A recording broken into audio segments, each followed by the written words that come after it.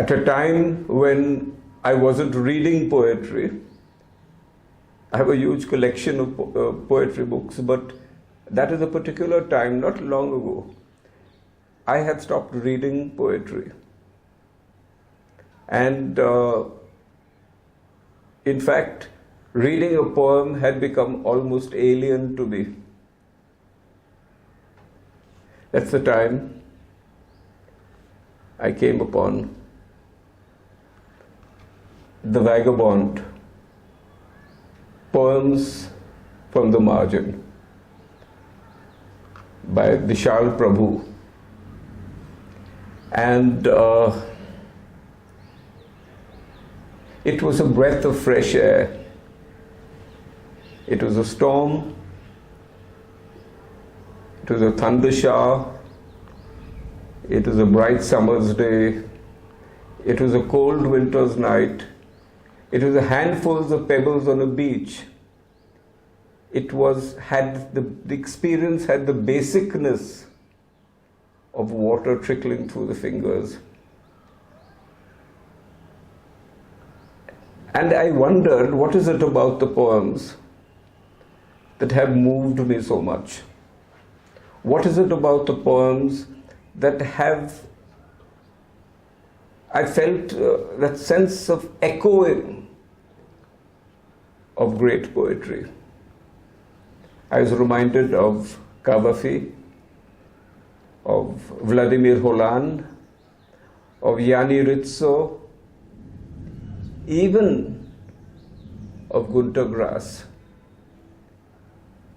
Because in the poems I found a simplicity, a clarity, an almost perfect form, as well as an expansive universe within. It is layer upon layer of experience emerge when you enter the poems. And mind you, the poems are not cryptic. They may give you the feeling of them being haiku-like, but it's not so. In its shortness, one would imagine, for the poems that you read today, the short poems, the clipped poems are very clever, are very sharp, are very catch the imagination with a twist and a turn and a jab of the knife. But Vishal Prabhu's poems in this volume are complete. It is almost as if the poet has given birth to the poems complete.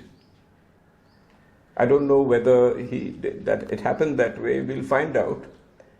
But these poems have really moved me, and that's why I'm here talking to Vishal and trying to find out how he arrived at these poems, how they came to him, how they became.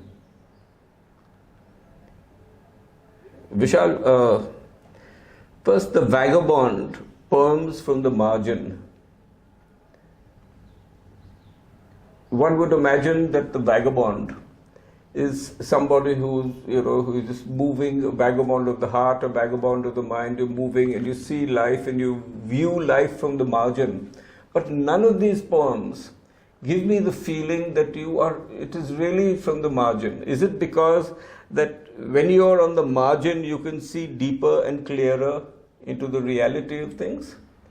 And not just a sweeping glance of that's the run-of-the-mill world of anthills and whatever else.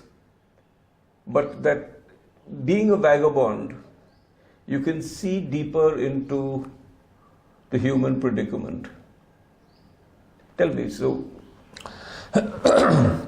Firstly, Randhirji, I cannot begin to even acknowledge enough the very, very generous introduction that you have given to my poems. I'm beyond utterly grateful for kind of those words, of course, needless to say. Coming to your question, it makes for a very interesting kind of analysis, even especially for me, kind of, answering your question, is because firstly, kind of, these poems coming out now in this very year, in the Jan of 2025, happens to be after literally around 15 to 16 years of when they were actually written, somewhere around the end of 2008 or 9, for that matter, as long as I remember.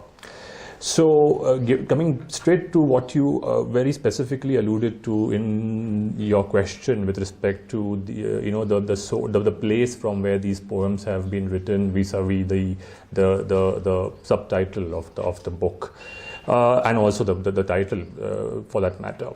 I mean, I don't know if you have realized. I'm sure you have realized this. I mean, the entire sort of arc of a vagabond's life is something that very squarely kind of has been the reflection of my own life, but I had absolutely no kind of conscious objective in naming the book as such.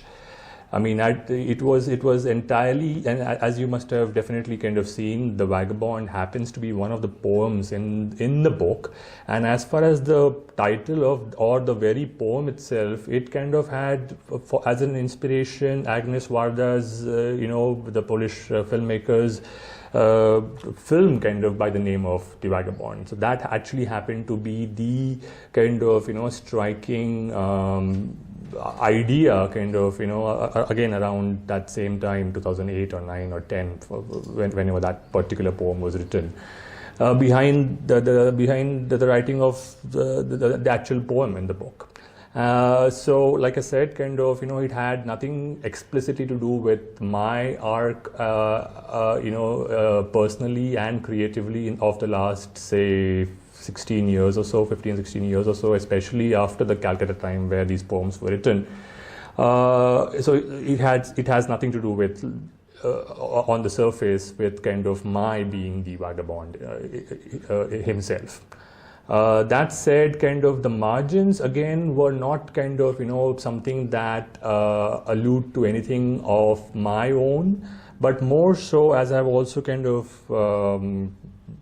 spelled out in the interview questions that follow the poems in the book, specifically sort of answering as to what I thought the margins sort of came from, and that margin that I talk of literally is kind of belonging to the subjects of each poem, which obviously are these characters which are the absolute downtrodden kind of ones in our society who no one really cares for, or even kind of bats an eyelid at their very existence, taking them beyond for granted, and just somehow, even without kind of any explicit objective to kind of somehow bring attention to their living and lives, it was nothing of that sort. I just kind of whatever sympathetic and empathic core that a creative is kind of blessed with, I think it was just an extension of that kind of core within ourselves to the encountering of these characters in one's day-to-day life, whether it be the maid, or whether it be the garbage collector, or whether even it be the prostitute standing on a bridge on one of the main sort of roads of Calcutta. So again, kind of, there was no explicit thinking out the collection beforehand whatsoever. It was just that at that point of time, one poem kind of added to the other, and I just went about cataloging all such characters that I very normally kind of found in my vicinity of my life. So clearly the margins is not where I was. I mean, even so, if anything, I was not standing at any kind of imaginary or real margin, so as to speak, while writing these poems. If anything, kind of one has to be pretty much kind of immersed in the center of things of one's own life and living in the world, and not shying away from any of its not so very pleasant aspects and facets. So I was, if anything, right sort of deep down in the center of things, and not kind of in any margins. But if one takes the poet's position, which has always been very precarious, right from the very inception of creation, or ever since kind of poets began to be identified as such, then the poet himself is, I think, remains to be the biggest margin, the kind of single most marginal entity that exists. And by that, I'm not trying to kind of create any rifts between the practice of poetry as an art form versus the practice of other art forms, for that matter. I see, but nonetheless, I see the poet as occupying the center, between the various interfaces with all the other art forms. Because if you really see, poetry actually borrows from all various art forms. I mean, the poems can have the features of painting. It can have literal texturality with respect to sort of arts like sculpture, and it can have the features of, say, a feature film. It can be documentary-like. I mean, it can be all sorts of other art forms condensed into one single sort of form, right? And poetry, hence, I see, and the poet's role and position I see as pretty central to every art form that exists. So if anything, I do very squarely reckon the poet's position himself or herself as one of the uttermost margins, so as to say. And the only convergence that the word margin and its implications has with me, having written these poems, is perhaps this very one that I just mentioned last, that as a poet one is always at the margin, no matter how assimilated one might think one is with the the regular life and the regular world, so as to say. Yeah, but I nevertheless do feel that you may not be existing in the margin, but you may have an affinity with the margin, people in the margin, or what represents the margin, and you may have how do I say it? You recognize the validity of being in the margin. So even if the maid is there, the maid is committed to doing something very specific. The garbage collector is doing something specific, and it's their reality.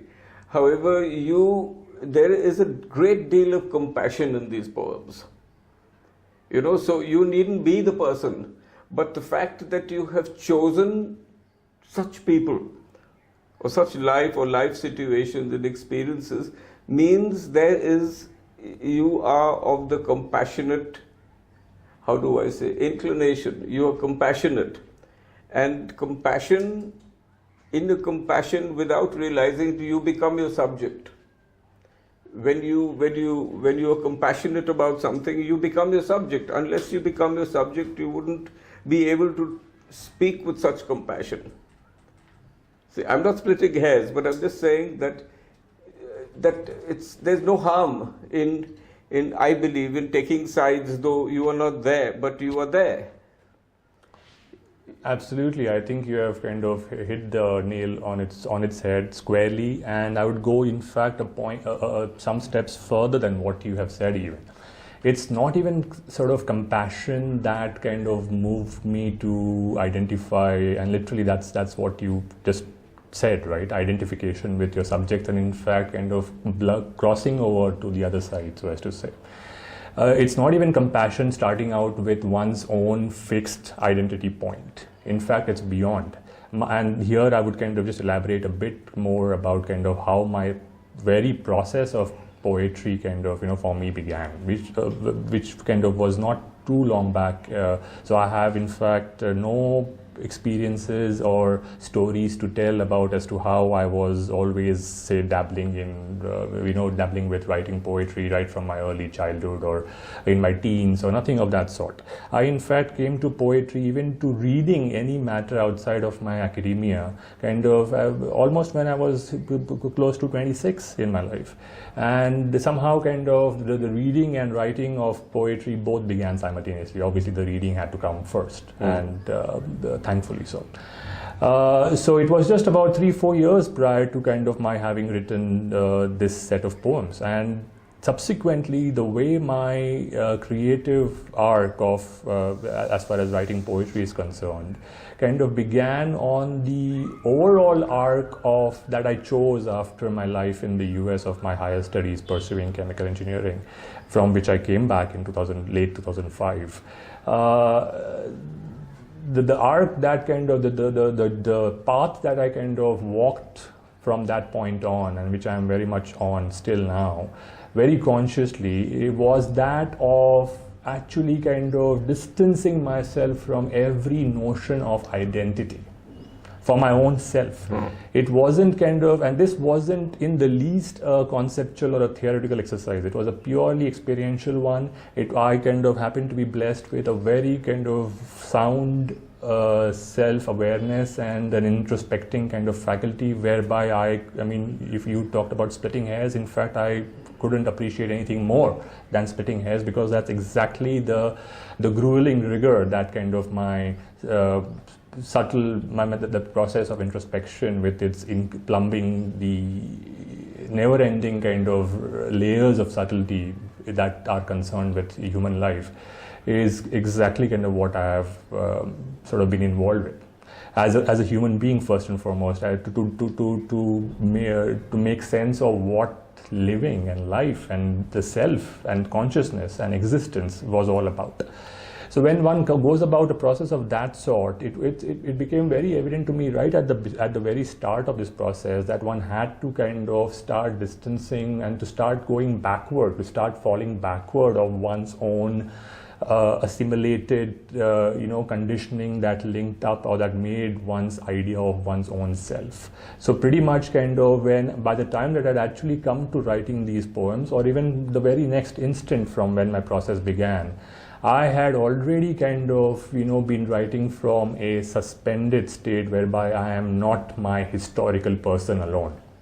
So by the time, so for a center of this sort, kind of, having a creative outlet, and mind you, kind of, it wasn't just the creative side where I was applying this particular way of being, right? I mean, which was away from holding on to the usual I kind of complexes. It was in fact more so with the living of my day-to-day life. I mean, and involving every kind of tiny bit of its routines, whereby I actually kind of very consciously, the only agenda, if anything, I stuck to was actually kind of not to act out of my limited self, and somehow to kind of put myself out there or inside within one's own self, whereby one took that great leap of faith into the unknown, into the uncertain at every point, and not just as a one-time or a one-off exercise, and to live and to start living one's life kind of trying to go back to square one. I mean going beyond the first principles, so as to say, and kind of forming all your own associations and relations with what you knew as life and living. So by the time that I actually came to these poems, I mean, I already kind of was, in that more and more, having advanced, say, about 4 years into this, state of selflessness, literally, whereby, one very keenly could sort of relate with the people, especially the people, and only the people more so, who have great iniquities and injustices and kind of unfairness in the very reason of being for these characters, where kind of, no one else kind of in a rational discourse actually thinks as to what is the need for a maid that, for able individuals, or what is the need for, what is the role that this garbage collector is playing in our kind of, day-to-day lives, or why is there a prostitute even, the most ancient profession in the world. So when kind of, and that's only possible when one does not take one's self or selfhood for granted. I'd like to interrupt you here. Sorry. I just had a thought. Quite a number of years ago, I think it was 2007 or 2008, I was in Ladakh, and I was in the snowfield. And it was really like a white was everywhere, and a faint discernment of mountain lions. And I got a feeling which I'm getting this feeling now, reading these poems. Now meaning since I started reading these poems, same feeling. I suddenly felt that I as I was not me. That I was we. That I was inhabited by people, I have inhabited by seasons, by people, by places, by villages, by thoughts, by ideas, and I was the sum total of all of this. So I didn't actually exist. So I get that feeling here, just as you were talking, is that I'm getting the feeling that these poems, you're present everywhere here in this. Yeah, so when I said compassion, what I meant was a certain type of open vulnerableness. You're open, so when you're open, get inhabited. And inhabited by the world, by people, by whatever. So it is not necessarily you observing them, but they inhabit you, you can't do anything about it. Absolutely, absolutely. I mean, pretty much exactly kind of how that happened. And again, I just kind of gave in the previous answer, the actual process as to an actual sort of, life I was living kind of from 4 years prior to the writing of the poems, as to what caused that sort of process to happen. So yes, you're very, very kind of accurate and correct in terms of describing how literally I am each one of those characters. It's not at all. You were them. Yes, because it's inside me, kind of, with this person, this center of being, which is me, which I can feel through my consciousness, that I discovered inside my own self what these external characters, set in stone, so as to say, in our daily lives, kind of what are the things that actually govern their existences, and kind of, how does it concern with each and every one of us as to why, again, like I said, do these characters exist? So, like you said, I actually kind of found these characters right inside of myself, and just that's the reason why also must have noticed, and like the interviewer in the book actually sort of says that you seem to be using not too many kind of none no physical details, so as to say, of these people's lives, or even in your writing of your poems. And that you kind of are somehow, ascribing to more of a space of abstraction, which is pretty much kind of what I think is because of the same reason, is because I took kind of, from our very physical lives, the existence of these individuals, and then I just kind of went on to kind of, much deeper than their physical details. I kind of plumbed as to what is the reason for the presence of such characters in our life. So such a plumbing obviously kind of will not need the mere physical details of what road it was that I spotted that prostitute on, or what houses the maid actually visited, or kind of what was the very particular routine of the garbage truck, or what the garbage man on the garbage truck, and what the garbage truck was, or anything of of the other physical details of that sort. So yeah, you're very right in kind of what you just said. Yeah, and let's get on to the form your poems take. Now, there's no irregularity as there. I mean, you look at the collection as a whole, they're all, you see them, they're all not perfectly, the perfect is wrong, nothing is perfect, but there's a completeness in it, not a compactness, it's a completeness in it, a balance in each poem. And I don't get the feeling that, there's a poem and you chisel away, it come to the core and get the apple seed there, and then open the apple seed and then look inside. It's not that. It's something which has seemed to have blossomed into the form it's taken. And so, have you consciously, after writing some poems and gaining a certain form in them, have you consciously worked towards that form? This is again, I mean, after the very process of the poems, coming to the actual split between the content and the form of the poems is equally perhaps the next substantial sort of half of the poems. And yes, and the answer to that is that it had to be quite an act of grace that after the end of 16 years, literally, when, or rather 15, when kind of Red River Press and Dibijyoti Sharma, kind of who is the proprietor of it and the very able publisher, it was only after kind of he sent me the letter of acceptance is when I, in a matter of 2 days, devised this current form that you're seeing on paper. Whereas for the 15 years or so more prior to kind of that acceptance, I kind of battled with form for these poems like there was no tomorrow, and quite unsuccessfully. And I must have gone through a variety of kind of forms for it, including kind of punctuation marks, which again, like you would have noted, kind of play a very particular role in these set, a very minimalistic but nonetheless a very specific role. So very rightly again, like you observed, I did not start to kind of somehow let the content be there and then kind of chisel my way around it to come to some sort of skeleton of it or the main spine of it to then kind of come up to the natural form that it could have. That's precisely not how it happened. It was the total opposite, and that again goes with what I said a couple of answers ago, that my very process itself is not a process of going forward, rushing outside of myself. It is one kind of going backward, falling backward within myself.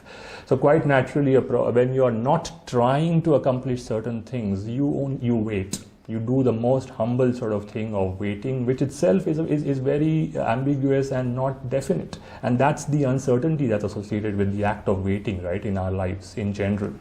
So I kind of just waited. I kind of obviously felt a connection enough with a particular character of the poem to think of writing or something on that particular sort of character.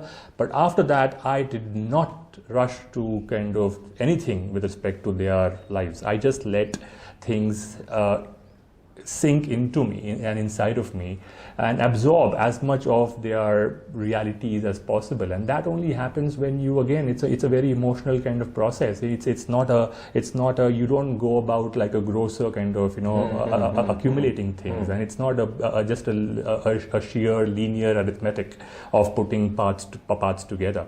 It's in fact kind of trying to not put your hands behind your back and let the whole, again, like you very, very astutely kind of observed, to let the whole emerge the most kind of wholesomely as possible and in the most whole sort of fashion as possible. That's exactly how the actual content of the poem has been formed.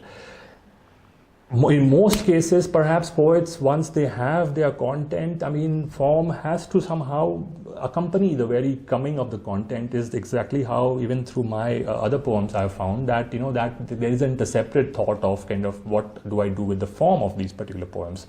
The coming of the content itself kind of brings along the requisite form. That generally is the case. But again, like I said, in this particular case, that was very much not the case. No, I would interrupt you. Sorry to interrupt you. You said that after you got the letter of acceptance from the publisher, something happened in terms of your response to the poems, or you did work on the poems. What was it exactly? I kind of, before you ask me this question right now, I haven't actually kind of paused to think as to what it must have been. It's a very interesting point, nonetheless, as to what kind of triggered in those couple of days, which hadn't happened for 16 years.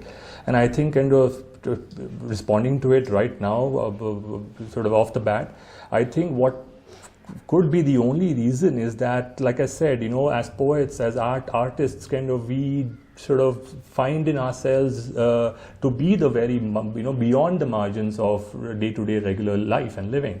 So then an acceptance is somehow kind of, it gives credence to all your processes that kind of, you have lived, and it gives credence to somehow, all your life's experiences and all your life's principles and all your life's deepest convictions.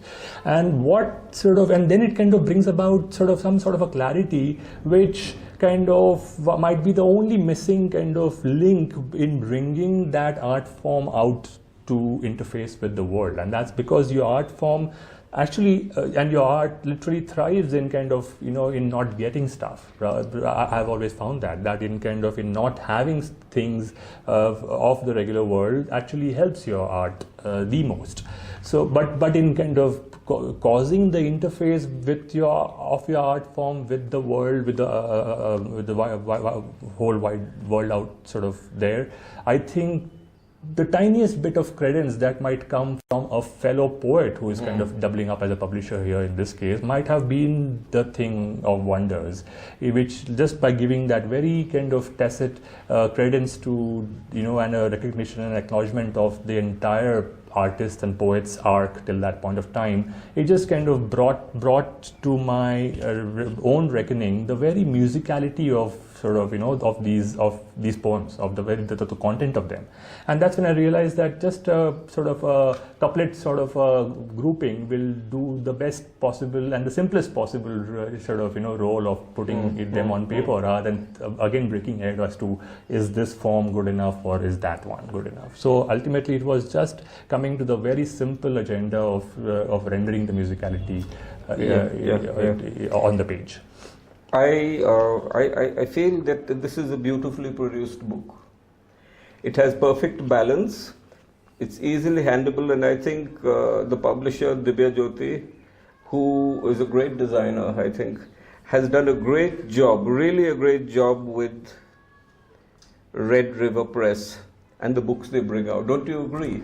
I absolutely concur with what you have said. In fact, it's nothing short of sheer grace and timely sort of divine intervention, so as to say, to be getting publishers of this sort acting in the service of poetry in countries like India, where kind of there's such a battle for material things, whereby kind of, to get such things kind of accorded to a piece of poetry book is itself kind of I think the right word you've used is grace, and it requires grace to be able to produce something beautiful.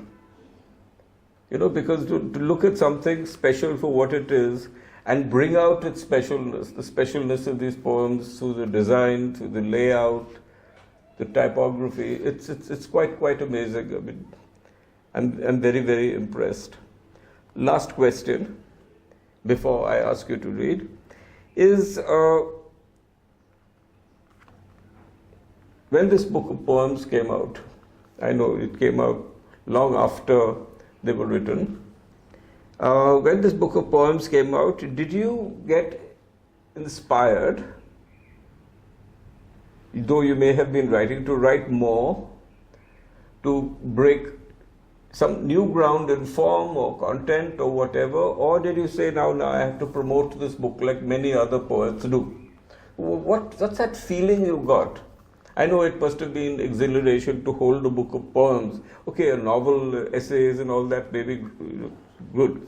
But a book of poems in the hand in this day and age is not very common, particularly if they're good poems. Actually, kind of just the poems receiving recognition from, first and foremost, the publisher, and then they coming out in book form. Quite frankly, it did not add or it did not spur any more inspiration to kind of get back to the table, so as to say, to kind of produce more. And that's simply because of the fact that what I alluded to at the very beginning in terms of how the process began for me of life and also hence my creative process is that I had kind of started to dissociate myself with the very idea of myself. So coming back, say, to the near the present time, what that process and what that sort of doing did was that it kind of actually I went through in the interim I went through about a period of something more than 10 years from about 2014-15 to the present day, and maybe that just continues, of actually kind of distancing myself from even the tiniest semblances of being a poet or of being an artist or of being a creative, and in fact to go beyond sort of it as much as possible, literally, and the actual physical living of it. So having done that, it did not kind of, when this book finally came out, it just maybe at best was a very quiet vindication of the entire thought system system, of the entire value system which comes out from conviction of this sort.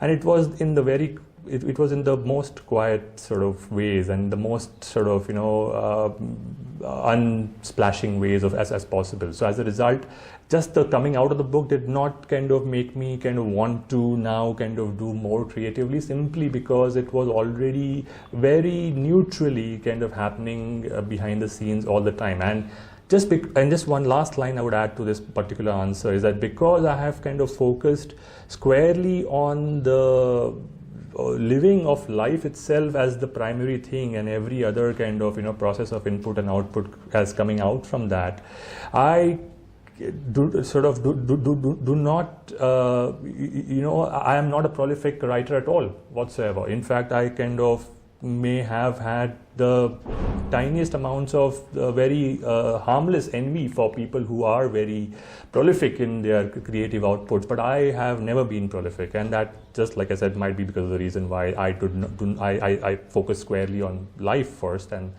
not on any of its associated parts. So I kind of, just the coming out of the book did not kind of spur me to write more, because I have now come to a point in my life whereby I just let the most essential thing come out at the most essential time in the most essential of ways. So I do not in fact try to impede. If at all I must have had some residual thing left in me of doing that, I have even less of it. So I think it hasn't. It did not spur me into writing more, other than whatever sort of is there inherently in me. Okay, may I request you to read 3 of your Absolutely nearest poems to you? I don't know what would constitute as that, but I'd still kind of give it a go in terms of what might be those nearest poems. The first one that I would read here is on the garbage collector, and there are 2 poems for the garbage collector, as are some of the other ones. So this is the first one of them. Garbage collector. Everyone but you, garbage men and garbage women, and to the amalgam of materials you add hand, as if to the drain of the mouth you had found an end, standing beside it like at a pole next to a flag. A surgeon atop a van, with surgeon hands opening a garbage bag, with the finality of an undertaker, and more, for you succeed him, a heap rising, and you.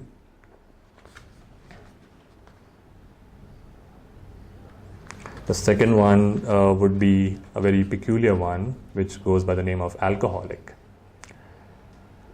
A silent bell tolling in the middle of the night, or of dawn come too early, or about to toll, waiting, the return swing of which you ride, out deafening the gong.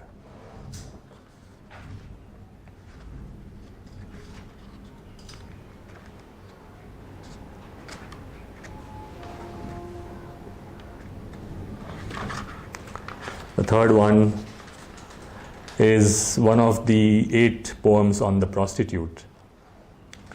It is twilight or you, pinned onto the bridge like a pole against the day's going away, scarcely aware of your own presence, filling night into yourself, ahead of a tearing off by a claw, and leprosy sprawling with stars for eyes. Yes, that's beautiful. I would have wanted this conversation to go on and on. That's what happens when you talk about poetry, and a poet talks about his own work. I must tell you, as we close this, it's fortunate that I've met you and I've shared your ideas and feelings, because your poems will now possibly mean something even more different than I imagined them to be. It opens up certain layers, certain petals open, certain light comes from within, and I'm sure we are going to see another book from you somewhere down the line. So thank you very much, Vishal. Thank you. Thank you, Randhir ji. The pleasure is all squarely mine. Thank you. Thanks.